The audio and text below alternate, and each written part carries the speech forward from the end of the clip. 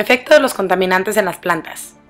El pasado 30 de enero de 2013 realizamos una práctica de laboratorio con el objetivo de observar el efecto de los contaminantes en las plantas. Para poder llevarlo a cabo, lo primero que necesitamos fueron 2 petunias, las cuales fueron etiquetadas para poder diferenciarlas. Una la utilizamos como planta control y la otra como planta problema. Para llevar control sobre el experimento realizamos una tabla, en la que incluimos las medidas de cada planta, su vitalidad, el número de flores y el número de botones que tenía. En la planta A, la altura era de 16 centímetros, el ancho de 24, la vitalidad buena.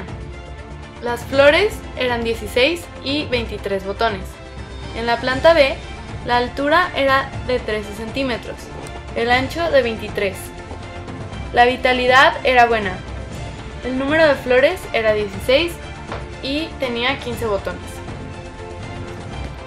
El siguiente paso fue regar las plantas.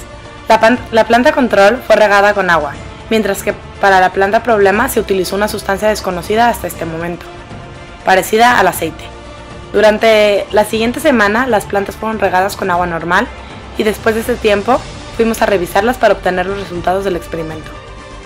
A simple vista no había mucha diferencia en el estado de las plantas, pero al observarlas detenidamente nos dimos cuenta de que la planta que había sido regada, con lo que más tarde nos enteramos que era un aceite contaminante, había sufrido cambios, principalmente en su tamaño.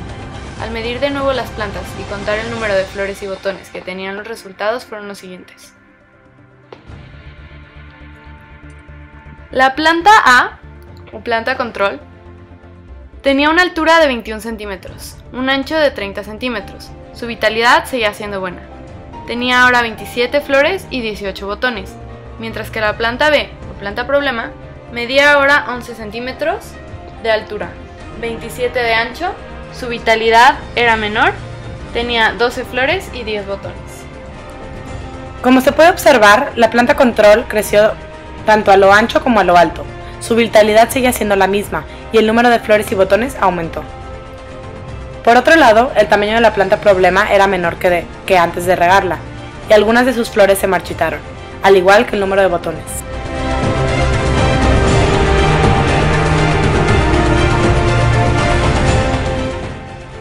Al finalizar la práctica, nos dimos cuenta de que el líquido con el que regamos la planta problema era aceite, una sustancia contaminante para el agua formada por triglicéridos de glicerol.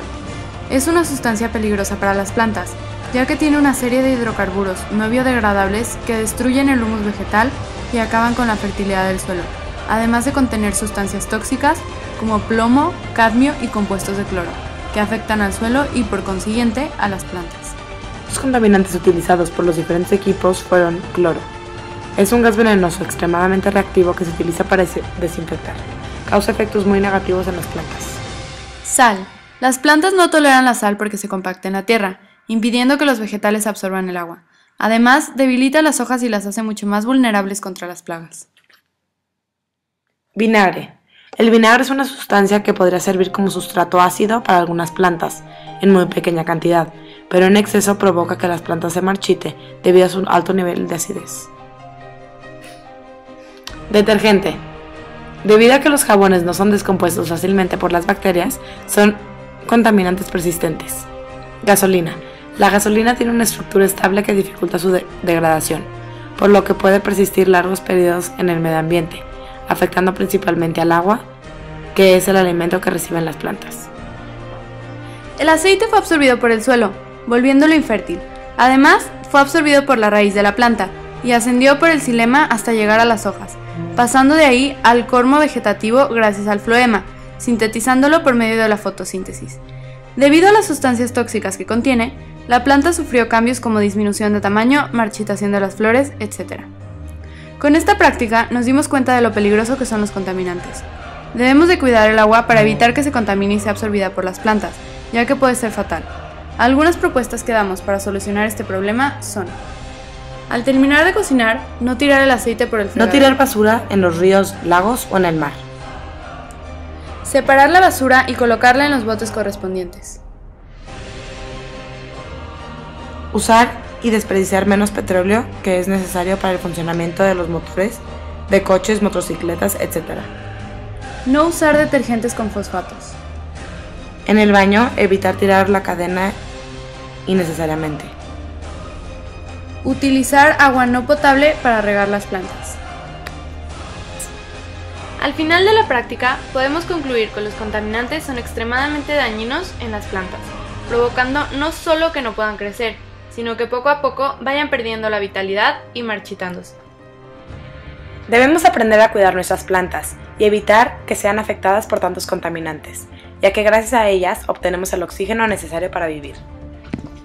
Se puede vivir 2 meses sin comida y 2 semanas sin agua, pero solo se puede vivir unos minutos sin aire. Anónimo.